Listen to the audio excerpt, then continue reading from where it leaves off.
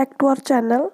उस दिन ਆਪਾਂ ਵੀਡੀਓ ਵਿੱਚ ਨਾਮ ਅਤੇ ਪੜਨਾਮ ਬਾਰੇ ਡਿਸਕਸ ਕੀਤਾ ਸੀ। तो ਅੱਜ ਆਪਾਂ ਡਿਸਕਸ ਕਰਨ ਜਾ ਰਹੇ ਹਾਂ ਕਿਰਿਆ ਕਿ ਕਿਰਿਆ ਕੀ ਹੈ, ਕਿਰਿਆ ਕਿੰਨੇ ਪ੍ਰਕਾਰ ਦੀ ਹੁੰਦੀ ਹੈ। ਠੀਕ ਹੈ, ਇਸ ਵੀਡੀਓ ਦੇ ਲਾਸਟ ਵਿੱਚ ਆਪਾਂ ਇਸ ਦੇ ਨਾਲ ਰਿਲੇਟਡ MCQ ਵੀ ਡਿਸਕਸ ਕਰਾਂਗੇ। तो ਆਪਾਂ ਸਟਾਰਟ ਕਰਦੇ ਹਾਂ। ਸਭ ਤੋਂ ਪਹਿਲਾਂ ਆਪਣੇ ਕੋਲ ਹੈ ਕਿਰਿਆ ਦੀ ਪਰਿਭਾਸ਼ਾ ਕਿ ਕਿਰਿਆ ਕੀ ਹੈ। तो ਸਿੰਪਲੀ ਕਿਰਿਆ ਕੀ ਹੈ, ਜਿਹੜਾ ਸ਼ਬਦ ਕਿਸੇ ਵਸਤੂ ਦੇ ਕੰਮ ਨੂੰ ਕਾਲ ਸਾਹਿਤ ਹੋਣਾ ਜਾਂ ਕਰਨਾ ਪ੍ਰਗਟ ਕਰੇ ਉਸਨੂੰ ਆਪਾਂ ਕਿਰਿਆ ਆਖਦੇ ਹਾਂ। तो ਸਿੰਪਲ ਜਿਹੀ ਗੱਲ ਹੈਗੀ ਹੈ ਕਿ ਕਿਰਿਆ ਕੀ ਹੈ, ਕੋਈ ਵੀ ਚੀਜ਼ ਦਾ ਹੋਣਾ ਜਾਂ ਹੋ ਰਿਹਾ ਹੈ ਜਾਂ ਕਿਸੇ ਚੀਜ਼ ਨੂੰ ਕਰਨਾ। ਠੀਕ ਆ, ਆਪਾਂ ਕੁਛ ਕਰ ਰਹੇ ਹਾਂ, ਇਟ ਮੀਨਸ ਕਿ ਉਹ ਇੱਕ ਕਿਰਿਆ ਆ। ਠੀਕ ਹੈ, ਨਾਓ ਆਈ ਐਮ ਟੀਚਿੰਗ, ਮੈਂ ਪੜ੍ਹਾ ਰਹੀ ਹਾਂ ਤੁਹਾਨੂੰ, ਇਟ ਮੀਨਸ ਕਿ ਮੈਂ ਜਿਹੜਾ ਪੜ੍ਹਾ ਰਹੀ ਹਾਂ ਇਹ ਕੀ ਹੈ, ਇੱਕ ਕਿਰਿਆ ਆ। ਠੀਕ ਹੈ, ਐਗਜ਼ਾਮਪਲ ਲਿਖੀ ਹੋਈ ਹੈ ਇੱਥੇ, ਹੱਸਣਾ ਮਤਲਬ ਹੱਸਦਾ ਪਿਆ ਆ, ਉੱਡਦਾ, ਵਰਦਾ, ਖਾਧੀ ਜਾਵੇਗਾ, ਜੋ ਵੀ ਆਪਾਂ ਵਰਡ ਯੂਜ਼ ਕਰਦੇ ਹਾਂ ਉਹ ਕੀ ਹੈ, ਕਿਰਿਆ ਆ। ਠੀਕ ਹੈ, ਜੋ ਆਪਾਂ ਕੰਮ ਕਰ ਰਹੇ ਹਾਂ, ਹੋ ਰਿਹਾ ਆ ਜਾਂ ਹੋਣਾ ਪ੍ਰਗਟ ਕਰੇ ਉਸਨੂੰ ਆਪਾਂ ਕਿਰਿਆ ਕਹਿ ਦਿੰਦੇ ਹਾਂ। ਉਸ ਤੋਂ ਬਾਅਦ ਆਪਣੇ ਕੋਲ ਆ ਜਾਂਦੇ ਹੈ ਕਿਰਿਆ ਦੀਆਂ ਕੁਝ ਵਿਸ਼ੇਸ਼ਤਾਵਾਂ। ਸਭ ਤੋਂ ਪਹਿਲੇ ਨੰਬਰ 'ਤੇ ਹੈ ਕਿ ਹਰ ਵਾਕ ਵਿੱਚ ਕਿਰਿਆ ਹੁੰਦੀ ਹੈ। ਜਦੋਂ ਵੀ ਕੋਈ ਆਪਾਂ ਕਰ ਰਹੇ ਹਾਂ, ਇਟ ਮੀਨਸ ਕਿ ਹਰੇਕ ਵਾਕ ਵਿੱਚ ਕਿਰਿਆ ਹੈਗੀ ਹੈ। Now I am teaching, it means ਕਿ ਇਹਦੇ ਵਿੱਚ ਵੀ ਕਿਰਿਆ ਆ। ਠੀਕ ਹੈ, ਪੜ੍ਹਾਉਣਾ ਇੱਕ ਕਿਰਿਆ ਆ, ਕੰਮ ਕਰ ਰਹੀ ਹਾਂ ਇੱਕ ਮੈਂ। ਕਿਰਿਆ ਆਮ ਤੌਰ 'ਤੇ ਵਾਕ ਦੇ ਅੰਤ ਵਿੱਚ ਆਉਂਦੀ ਹੈ ਕਿ ਜਿਹੜੀ ਕਿਰਿਆ ਹੈ ਨਾ ਉਹ ਵਾਕ ਦੇ ਅੰਤ ਵਿੱਚ ਆਪਾਂ ਲਾਈਨ ਬੋਲ ਰਹੇ ਹਾਂ ਉਸੇ ਅੰਤ ਵਿੱਚ ਆਏਗੀ। ਠੀਕ ਹੈ, ਕਿਰਿਆ ਤੋਂ ਬਿਨਾਂ ਕਿਸੇ ਵਾਕ ਬਾਰੇ ਸੋਚਿਆ ਵੀ ਨਹੀਂ ਜਾ ਸਕਦਾ। ਇਟ ਮੀਨਸ ਕਿ ਹਰੇਕ ਵਾਕ ਵਿੱਚ ਕਿਰਿਆ ਆਉਣੀ ਹੀ ਆਉਣੀ ਹੈ। ਠੀਕ ਹੈ, ਉਸ ਤੋਂ ਬਾਅਦ ਆਪਣੇ ਕੋਲ ਹੈ ਕਿਰਿਆ ਤੋਂ ਵਾਕ ਵਿੱਚ ਕਰਤਾ, ਕਰਮ, ਕਰਨ ਆਦਿ ਦਾ ਪਤਾ ਲੱਗਦਾ ਹੈ। ਇਟ ਮੀਨਸ ਕਿ ਜੋ ਕਿਰਿਆ ਹੈ ਇਸ ਵਿੱਚ ਕੀ ਕੀ ਪਤਾ ਲੱਗਦਾ ਹੈ ਕਿ ਕਰਤਾ ਕੌਣ ਹੈ।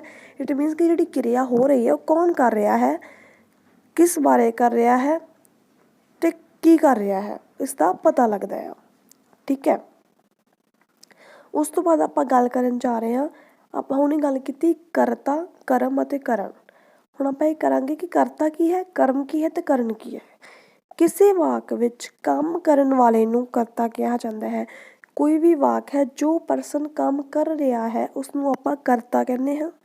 ਠੀਕ ਹੈ, ਜਿਸ ਉੱਤੇ ਉਹ ਕੰਮ ਕੀਤਾ ਜਾਵੇ ਉਸਨੂੰ ਕਰਮ ਕਹਿੰਦੇ ਹਾਂ ਅਤੇ ਜਿਸ ਵਸੀਲੇ ਰਾਹੀਂ ਜਿਸ ਦੁਆਰਾ ਉਹ ਕੰਮ ਕੀਤਾ ਜਾਵੇ ਉਸਨੂੰ ਆਪਾਂ ਕੀ ਕਹਿ ਦਿੰਦੇ ਹਾਂ, ਕਰਨ ਕਿਹਾ ਜਾਂਦਾ ਹੈ।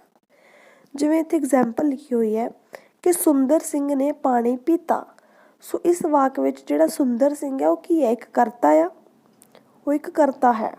ਠੀਕ ਹੈ, ਅਤੇ ਉਸਨੇ ਪੀਣ ਦਾ ਕੰਮ ਕੀਤਾ, ਮੀਨਸ ਪਾਣੀ ਪੀਤਾ ਹੋਇਆ।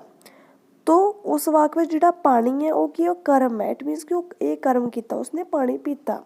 ਤੋ ਸੁੰਦਰ ਸੈਕਿੰਡ ਆਪਣੇ ਕੋਲ ਹੈ ਸੁੰਦਰ ਸਿੰਘ ਨੇ ਬੁੱਕ ਨਾਲ ਪਾਣੀ ਪੀਤਾ। ਸੋ ਇਸ ਵਾਕ ਵਿੱਚ ਜਿਹੜਾ ਬੁੱਕ ਹੈ ਕਿ ਉਸਨੇ ਬੁੱਕ ਬਣਾ ਕੇ ਉਸ ਨਾਲ ਪਾਣੀ ਪੀਤਾ। ਉਹ ਬੁੱਕ ਕੀ ਹੈ, ਇੱਕ ਕਾਰਨ ਹੈ ਕਿ ਕਿਸ ਦੇ ਥਰੂ ਪਾਣੀ ਪੀਤਾ, ਬੁੱਕ ਦੇ ਥਰੂ। ਕਲੀਅਰ ਹੋਈ ਗੱਲ ਕਿ ਜਿਹੜਾ ਨਾਮ ਹੈਗਾ ਆ ਉਹ ਕਰਤਾ ਹੈ, ਜਿਹੜਾ ਕੰਮ ਕਰ ਰਿਹਾ ਉਹ ਕਰਤਾ ਆ। ਠੀਕ ਹੈ, ਜਿਸ ਰਾਹੀਂ ਕੀਤਾ ਹੈ ਮੀਨਸ ਬੁੱਕ ਬਣਾ ਕੇ ਕੀਤਾ ਤਾਂ ਉਹ ਇੱਕ ਕਾਰਨ ਹੈ। ਤਾਂ ਕਰਮ ਕੀ ਹੈ, ਉਸਨੇ ਜੋ ਕੀਤਾ, ਕੀ ਕੀਤਾ, ਪਾਣੀ ਪੀਤਾ। ਸੋ ਸਿੰਪਲੀ ਪਾਣੀ ਕੀ ਹੈ, ਕਰਮ ਹੈ। ਕਲੀਅਰ। ਨੈਕਸਟ ਆਪਾਂ ਗੱਲ ਕਰਨ ਜਾ ਰਹੇ ਹਾਂ ਕਿਰਿਆ ਦੀਆਂ ਕਿਸਮਾਂ ਕਿ ਕਿਰਿਆ ਜਿਹੜੀ ਹੈ ਕਿੰਨੇ ਤਰ੍ਹਾਂ ਦੀ ਹੁੰਦੀ ਹੈ, ਕਿੰਨੇ ਪ੍ਰਕਾਰ ਦੀ ਹੁੰਦੀ ਹੈ। ਤਾਂ ਬੇਸਿਕਲੀ ਆਪਣੇ ਕੋਲ ਕਿਰਿਆ ਜਿਹੜੀ ਹੈ 4 ਤਰ੍ਹਾਂ ਦੀ ਹੁੰਦੀ ਹੈ। ਪਹਿਲੀ ਪ੍ਰਕਾਰ ਦੀ ਵੰਡ ਵਿੱਚ ਆਪਣੇ ਕੋਲ 3 ਕਿਰਿਆ ਆ ਜਾਂਦੀਆਂ ਹਨ, ਆਕਰਮਕ ਕਿਰਿਆ, ਸਕਰਮਕ ਕਿਰਿਆ ਅਤੇ ਦੁਕਰਮਕ ਕਿਰਿਆ। ਦੂਜੀ ਵੰਡ ਦੇ ਵਿੱਚ ਆਪਣੇ ਕੋਲ ਵੀ 3 ਕਿਰਿਆ ਆ ਜਾਂਦੀਆਂ ਹਨ, ਸਾਧਾਰਨ ਕਿਰਿਆ, ਪ੍ਰੇਰਨਾਰਥ ਕਿਰਿਆ ਐਂਡ ਦੂਰੀ ਪ੍ਰੇਰਨਾਰਥ ਕਿਰਿਆ। ਤੀਜੀ ਵੰਡ ਵਿੱਚ ਆਪਣੇ ਕੋਲ ਇਕਹਿਰੀ ਕਿਰਿਆ ਅਤੇ ਸੰਯੁਕਤ ਕਿਰਿਆ ਆ ਜਾਂਦੀ ਹੈ। ਐਂਡ ਲਾਸਟ ਚੌਥੀ ਪ੍ਰਕਾਰ ਦੀ ਵੰਡ ਵਿੱਚ ਆਪਣੇ ਕੋਲ ਮੂਲ ਕਿਰਿਆ ਅਤੇ ਸਹਾਇਕ ਕਿਰਿਆ ਆ ਜਾਂਦੀ ਹੈ। ਤਾਂ ਇੱਕ ਇੱਕ ਕਰਕੇ ਆਪਾਂ ਸਾਰੇ ਹੀ ਤਰ੍ਹਾਂ ਦੀ ਕਿਰਿਆ ਦੇ ਜਿਹੜੇ ਕਿਸਮਾਂ ਹਨ ਉਸਨੂੰ ਡਿਸਕਸ ਕਰਾਂਗੇ। ਸੋ ਸਭ ਤੋਂ ਪਹਿਲਾਂ ਆਪਣੇ ਕੋਲ ਆ ਜਾਂਦੀ ਹੈ ਪਹਿਲੀ ਪ੍ਰਕਾਰ ਦੀ ਵੰਡ, ਜਿਸ ਦਾ ਨਾਮ ਆਪਾਂ ਹੁਣੇ ਲਿੱਤਾ ਹੈ ਆਕਰਮਕ ਕਿਰਿਆ, ਸਕਰਮਕ ਕਿਰਿਆ। ਸੋ ਆਕਰਮਕ ਕਿਰਿਆ ਕੀ ਹੈ, ਜਿਸ ਵਾਕ ਵਿੱਚ ਕਿਰਿਆ ਦਾ ਕੇਵਲ ਕਰਤਾ ਹੀ ਹੋਵੇ ਅਤੇ ਕਰਮ ਨਾ ਹੋਵੇ, ਭਾਵ ਕਰਮ ਤੋਂ ਬਿਨਾਂ ਹੋਵੇ। ਤੋ ਬੇਸਿਕਲੀ ਕੀ ਕਹਿ ਰਹੇ ਆ ਕਿ ਉਹ ਕਿਰਿਆ ਜਿਸ ਵਿੱਚ ਸਿਰਫ ਜਿਹੜਾ ਹੈਗਾ ਆ ਕਰਤਾ ਹੀ ਹੁੰਦਾ ਆ ਬਟ ਕਰਮ ਨਾ ਹੋਵੇ, ਕਰਮ ਤੋਂ ਬਿਨਾਂ ਉਹ ਕਿਰਿਆ ਹੋ ਰਹੀ ਹੋਵੇ, ਉਸਨੂੰ ਆਪਾਂ ਕੀ ਕਹਿ ਦਿੰਦੇ ਹਾਂ, ਆਕਰਮਕ ਕਿਰਿਆ। ਜਿਵੇਂ ਆਪਣੇ ਕੋਲ ਐਗਜ਼ਾਮਪਲ ਲਿਖੀ ਹੋਈ ਹੈ ਕਿ ਮੱਛੀਆਂ ਤਰਦੀਆਂ ਹਨ। ਠੀਕ ਹੈ। ਸੋ ਇਸ ਵਾਕ ਵਿੱਚ ਜਿਹੜਾ ਮੱਛੀਆਂ ਹੈ ਉਹ ਕੀ ਹੈ, ਉਹ ਕਰਤਾ ਹੈ। ਆਪਾਂ ਨੂੰ ਕਲੀਅਰ ਹੋ ਗਿਆ ਕਿ ਜਿਹੜਾ ਕੰਮ ਕਰ ਰਿਹਾ ਮੱਛੀਆਂ ਹੈ ਤਾਂ ਮੱਛੀਆਂ ਕੀ ਹੈ, ਇੱਕ ਕਰਤਾ ਆ। ਸੋ ਇਸ ਲਈ ਇਸ ਵਾਕ ਵਿੱਚ ਜਿਹੜਾ ਤਰਦੀਆਂ ਸ਼ਬਦ ਹੈ ਯੂਜ਼ ਕੀਤਾ ਉਹ ਕੀ ਹੈ, ਇੱਕ ਉਹ ਆਕਰਮਕ ਕਿਰਿਆਵਾਂ। ਤਰਦੇ ਸ਼ਬਦ ਕੀ ਹੈ, ਇੱਕ ਆਕਰਮਕ ਕਿਰਿਆਵਾਂ। ਇਹ ਪੁਆਇੰਟ ਤੁਹਾਨੂੰ ਜਦੋਂ ਆਪਾਂ ਸੈਕਿੰਡ ਪੁਆਇੰਟ ਕਰਾਂਗੇ ਉਸ ਤੋਂ ਜ਼ਿਆਦਾ ਕਲੀਅਰ ਹੋਏਗਾ। ਦੇਖੋ ਸੈਕਿੰਡ ਕੀ ਹੈ ਕਿ ਇੱਕ ਸਕਰਮਕ ਕਿਰਿਆ ਕੀ ਹੈ, ਜਿਸ ਵਾਕ ਵਿੱਚ ਕਿਰਿਆ ਦਾ ਕਰਤਾ ਅਤੇ ਕਰਮ ਦੋਨੋਂ ਹੋਣ। ਪਹਿਲੇ ਵਾਲੇ ਵਿੱਚ ਆਪਾਂ ਗੱਲ ਕੀਤੀ ਹੈ ਕਿ ਸਿਰਫ ਕਰਤਾ ਹੀ ਹੋਵੇ, ਕਰਮ ਨਾ ਹੋਵੇ। ਸੈਕਿੰਡ ਵਿੱਚ ਕਰਤਾ ਅਤੇ ਕਰਮ ਦੋਨੋਂ ਹੋਣ, ਉਸ ਨੂੰ ਬਸ ਸਕਰਮਕ ਕਿਰਿਆ ਆਖਦੇ ਹਨ। ਜਿਵੇਂ ਸੇਮ ਐਗਜ਼ਾਮਪਲ ਦੀ ਆਪਾਂ ਗੱਲ ਕਰਨ ਜਾ ਰਹੇ ਹਾਂ, ਇੱਥੇ ਮੱਛੀਆਂ ਪਾਣੀ ਵਿੱਚ ਤਰਦੀਆਂ ਹਨ। ਸੋ ਪਹਿਲੀ ਕੀ ਡਿਫਰੈਂਸ ਸੀ, ਉਸ ਦੇ ਵਿੱਚ ਆਪਾਂ ਨੂੰ ਕਿਹਾ ਹੋਇਆ ਸੀ ਕਰਮਕ ਵਿੱਚ ਕਿ ਜਿਹੜੀਆਂ ਮੱਛੀਆਂ ਆ ਉਹ ਤਰਦੀਆਂ ਹਨ। ਇਹ ਉਹਨਾਂ ਨੇ ਨਹੀਂ ਦੱਸਿਆ ਕਿ ਕਿਸ ਚੀਜ਼ ਵਿੱਚ ਤਰਦੀਆਂ ਹਨ, ਠੀਕ ਹੈ। ਉਸਨੇ ਕਰਮ ਨਹੀਂ ਦੱਸਿਆ ਸੀ, ਉਸਦਾ ਸਿਰਫ ਕਰਤਾ ਬਾਰੇ ਹੀ ਦੱਸਿਆ ਸੀ। ਸੈਕਿੰਡ ਵਾਲੀ ਵਿੱਚ ਉਸ ਕਰਮਕ ਵਿੱਚ ਉਹਨਾਂ ਨੇ ਕਿਹਾ ਹੈਗਾ ਆ ਕਿ ਮੱਛੀਆਂ ਪਾਣੀ ਵਿੱਚ ਤਰਦੀਆਂ ਹਨ। ਇਟ ਮੀਨਸ ਕਿ ਮੱਛੀਆਂ ਕੀ ਹੈ, ਮੱਛੀਆਂ ਕਰਤਾ ਹੈ, ਪਾਣੀ ਕੀ ਹੈ, ਪਾਣੀ ਇੱਕ ਕਰਮ ਹੈ। ਤਾਂ ਦੋਨੋਂ ਚੀਜ਼ਾਂ ਇਸ ਵਿੱਚ ਕਵਰ ਹੋ ਗਈਆਂ, ਕਰਤਾ ਵੀ and Karam we. So I hope ਕਿ ਤੁਹਾਨੂੰ ਇਸ ਤਰ੍ਹਾਂ ਇਹਨਾਂ ਦੋਵਾਂ ਦਾ ਜਿਹੜਾ ਫਰਕ ਹੈ ਉਹ ਸਮਝ ਆਇਆ ਹੋਵੇਗਾ। ਆਕਰਮਕ ਕਿਰਿਆ ਵਿੱਚ ਸਿੰਪਲ ਕਰਤਾ ਹੀ ਹੁੰਦਾ ਹੈ, ਕਰਮ ਨਹੀਂ ਹੈ। ਸਕਰਮਕ ਵਿੱਚ ਆਪਣੇ ਕੋਲ ਕਰਤਾ ਅਤੇ ਕਰਮ ਦੋਨੋਂ ਹੀ ਪ੍ਰੈਜ਼ੈਂਟ ਹੁੰਦੇ ਹਨ, ਠੀਕ ਹੈ। ਉਸ ਤੋਂ ਬਾਅਦ ਆਪਾਂ ਥਰਡ ਦੀ ਗੱਲ ਕਰਨ ਜਾ ਰਹੇ ਹਾਂ। ਥਰਡ ਕਿਰਿਆ ਪਹਿਲੀ ਪ੍ਰਕਾਰ ਦੀ ਵੰਡ ਵਿੱਚ ਹੀ ਆਪਣੇ ਕੋਲ ਆਉਂਦੀ ਹੈ ਦੁਕਰਮਕ ਕਿਰਿਆ। ਜਦੋਂ ਕਿਸੇ ਵਾਕ ਵਿੱਚ ਕਿਰਿਆ ਦੇ ਇੱਕ ਤੋਂ ਵਧੇਕ ਕਰਮ ਹੋਣ, ਇਟ ਮੀਨਸ ਕਿ ਜਿਹੜੇ ਕਰਮ ਹੈ ਉਹ ਇੱਕ ਤੋਂ ਜ਼ਿਆਦਾ ਹੋਣ, ਠੀਕ ਹੈ, ਉਸ ਨੂੰ ਆਪਾਂ ਦੁਕਰਮਕ ਕਿਰਿਆ ਕਹਿ ਦਿੰਦੇ ਹਾਂ। ਜਿਵੇਂ ਐਗਜ਼ਾਮਪਲ ਲਿਖੀ ਹੋਈ ਹੈ, ਪਹਿਲਾਂ ਪਾਣੀ ਪੀ ਲਓ ਅਤੇ ਫਿਰ ਚਾਹ ਪੀ ਲਓ। ਸੋ ਇਸ ਵਾਕ ਵਿੱਚ ਆਪਾਂ ਨੂੰ ਕੀ ਪਤਾ ਚੱਲ ਰਿਹਾ ਕਿ 2 ਟਾਈਮ ਆਪਾਂ ਨੂੰ ਇੱਥੇ ਦੱਸਿਆ ਗਿਆ, 2 ਟਾਈਮ ਕਰਮ ਹੈ ਕਰਨਾ ਹੈ। ਜਿਹੜਾ ਆਪਣੇ ਕੋਲ ਇਸ ਵਾਕ ਵਿੱਚ ਪੀ ਲਵੋ ਉਹ ਤਾਂ ਇੱਕ ਕਿਰਿਆ ਆ, ਜਦੋਂ ਕਿ ਜਿਹੜਾ ਪਾਣੀ ਹੈ ਅਤੇ ਚਾਹ ਹੈ ਉਹ ਆਪਣੀ ਕੀ ਹੈ, ਕਰਮ ਹੈ। ਸੋ ਕਿਰਿਆ ਆਪਣੇ ਕੋਲ ਇੱਕੋ ਹੈ ਅਤੇ ਪਾਣੀ ਅਤੇ ਚਾਹ ਕੀ ਆਪਣੇ 2 ਕਰਮ ਹੈ। ਪਹਿਲਾਂ ਪਾਣੀ ਪੀ ਲਵੋ, ਉਸ ਤੋਂ ਬਾਅਦ ਚਾਹ ਪੀ ਲਵੋ, ਇਟ ਮੀਨਸ ਦੋਨੋਂ ਕੀ ਹੈ, ਕਰਮ ਹੈ। ਸੋ ਸਿੰਪਲੀ ਆਪਾਂ ਇਹ ਗੱਲ ਕੀਤੀ ਸੀ ਕਿ ਜਿਸ ਵਾਕ ਵਿੱਚ ਕੀ ਹੈ, ਇੱਕ ਤੋਂ ਜ਼ਿਆਦਾ ਕਰਮ ਹੋਣ। ਸੋ ਆਈ ਹੋਪ ਕਿ ਆਪਕੋ ਇਹ ਸਮਝ ਲਗਾ ਹੋਗਾ। ਨੈਕਸਟ ਆਪਾਂ ਗੱਲ ਕਰਨ ਜਾ ਰਹੇ ਹਾਂ ਦੂਜੀ ਪ੍ਰਕਾਰ ਦੀ ਵੰਡ। ਦੂਜੀ ਪ੍ਰਕਾਰ ਦੀ ਵੰਡ ਵਿੱਚ ਸਭ ਤੋਂ ਪਹਿਲਾਂ ਆਪਣੇ ਕੋਲ ਆਉਂਦਾ ਹੈ ਸਧਾਰਨ ਕਿਰਿਆ। ਸਧਾਰਨ ਕਿਰਿਆ ਕੀ ਹੈ, ਜਦੋਂ ਕਿਸੇ ਵਾਕ ਵਿੱਚ ਕਿਰਿਆ ਨੂੰ ਕਰਨ ਵਾਲਾ ਕਰਤਾ ਆਪ ਹੋਵੇ, ਭਾਵ ਕਿਰਿਆ ਨਾਲ ਕੋਈ ਸੰਬੰਧਕ ਨਾ ਲੱਗਾ ਹੋਵੇ, ਉਸ ਕਿਰਿਆ ਨੂੰ ਸਧਾਰਨ ਕਿਰਿਆ ਆਖਦੇ ਹਨ।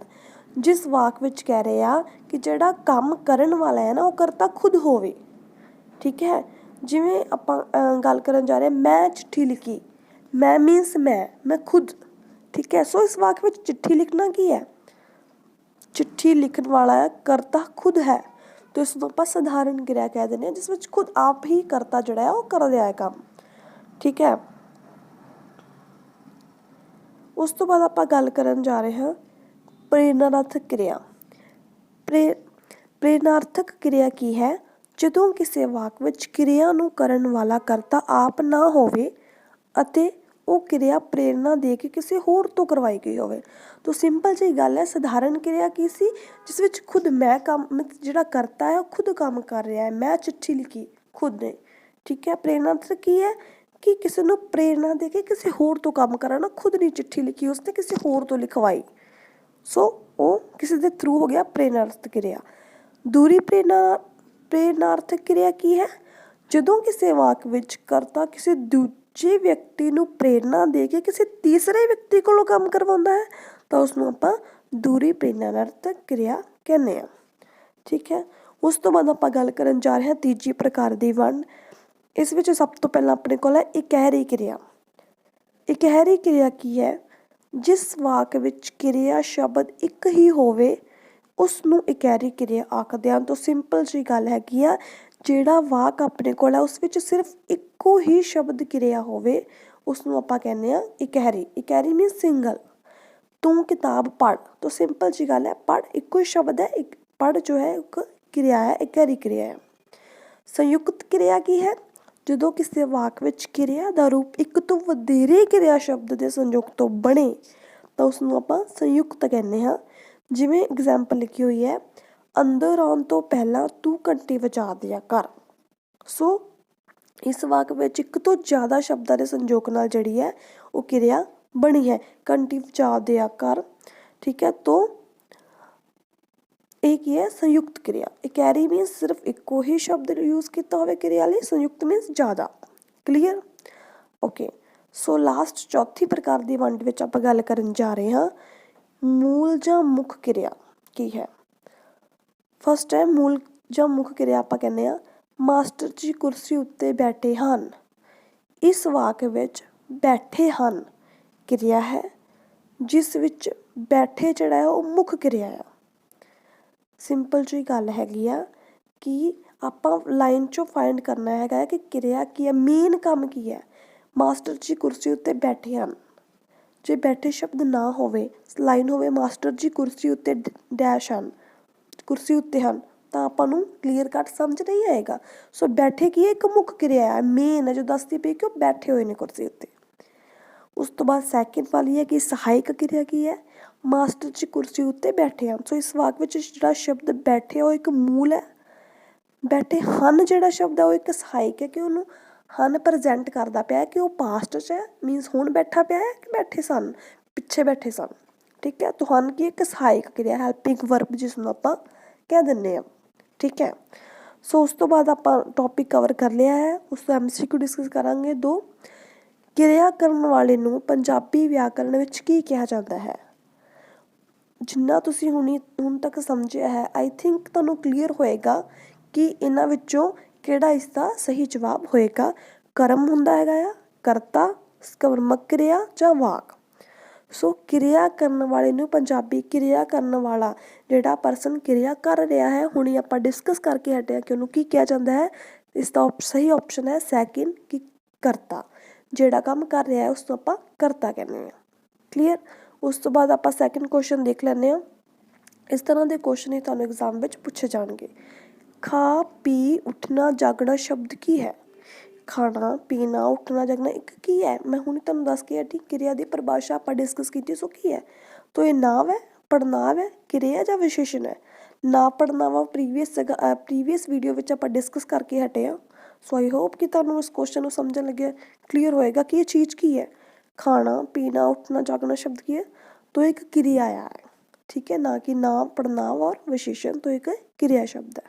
So thank you so much. आने वाली वीडियो में आप प्रीवियस ईयर जो क्वेश्चन पेपर आ पंजाबी नाल रिलेटेड MCQ है वो डिस्कस करांगे। So thank you so much.